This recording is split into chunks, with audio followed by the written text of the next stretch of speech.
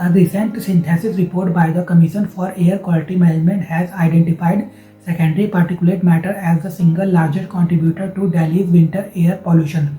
Background: understanding Delhi's air pollution challenge.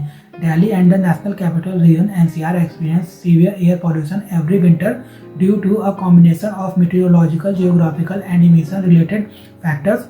Low wind speeds, temperature inversion, and high moisture levels trap pollutants close to the ground, leading to persistent smog episodes. Over the years, multiple studies have attempted to identify dominant pollution sources, but variation in methodology often led to conflicting conclusions, complicating policy responses.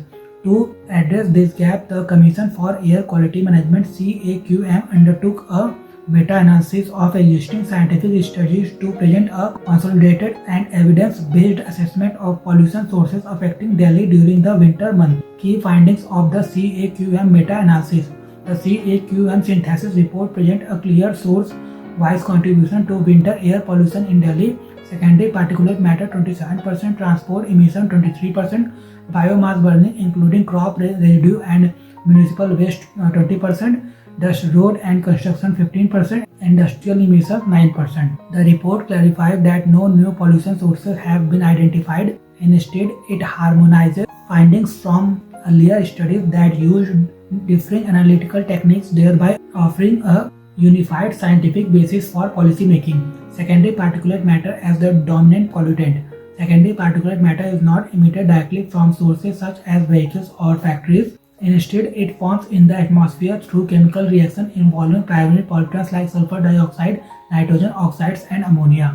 These reactions lead to the formation of sulfates and nitrates, which together constitute nearly 25 to 60% of PM2.5 concentration during winter. Fine particles of this nature are especially harmful as they penetrate deep into the lung and bloodstream, aggravating respiratory, cardiovascular, and ophthalmic diseases.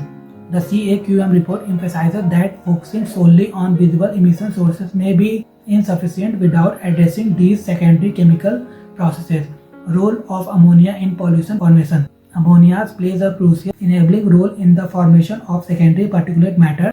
Studies cited in the report indicated that nearly 80% of ammonia emissions in India originate from agricultural activities, particularly fertilizer use and livestock excreta. In the atmosphere, ammonia reacts with sulfuric and nitric acid formed from sulfur dioxide and nitrous oxide emission to produce ammonium sulfate and ammonium nitrate aerosols. These compounds significantly increase PM2.5 levels during winter, underscoring the rural-urban linkage in Delhi's air pollution problem.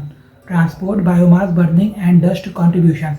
Transport emission remains the second largest contributor, reflecting the high vehicle density, fossil fuel use, and congestion in Delhi NCR. Biomass burning, including crop residue burning in neighboring states and municipal waste burning, contributes 1/5 of winter pollution, particularly during peak burning periods.